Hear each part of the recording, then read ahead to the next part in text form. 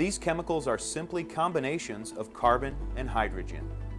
You know them as alcohols, gasoline, greases, soaps, plastics, oil, and some cleaning solutions. In the plating industry, the major forms of organics used are called brighteners and surfactants. These organics are referred to by trade names and numbers such as EDTA, EP, AE, FC95, TLA, Classic, 62A, Number 4, AUX, UDEEC, OmniShield, or generic chemical names such as hydroxylamine. Organics can easily evaporate and oxidize. When this happens too quickly, large quantities of vapor can be released. If the organic has a gas like chlorine or fluorine mixed in it, the vapor can be immediately toxic. These vapors can be very harmful and flammable. Extreme care must be taken when adding organics into other baths. Acids are oxidizing agents, and as you have seen, they can vaporize various elements rather quickly. In extreme cases, even a fire can erupt, but in most cases, large amounts of vapor are released. Organics should never be added to acids or caustic bases. If you have any questions concerning the addition of chemicals in your daily task, always ask your supervisor. Our last chemical we will look at is formaldehyde. Formaldehyde is normally a clear, colorless, pungent gas at room temperature. This chemical can vaporize rather quickly and can cause toxic and harmful vapors if not used properly. Prolonged exposure to these chemical vapors or prolonged skin contact can cause severe health problems. If your job requires you to work with formaldehyde, you will need further education on the complexity of chemical.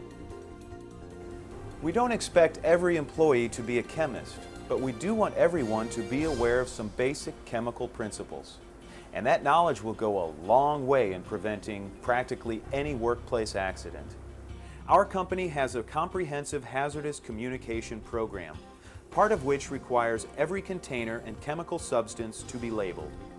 You have already been trained on these labeling requirements, and I urge you to always check the label on every substance you use for necessary safety precautions.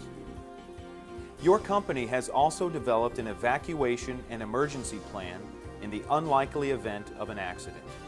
Please become familiar with emergency procedures in your area. Remember to always report any chemical problem, no matter how small it may be. As we've seen, there are a few basic safety considerations when dealing with chemicals. Keeping these practices in mind will assure a safe and healthy work environment for you and your coworkers. Do not attempt to mix chemicals on your own without being instructed to do so. Advanced training in the proper use of chemicals, as well as the proper use of protective equipment, will be given to you in the very near future.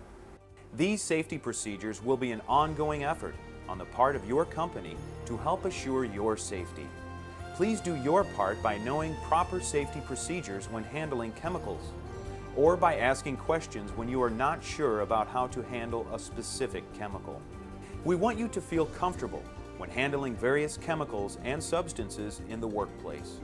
Always be aware that chemicals are powerful and must be respected and always must be used properly.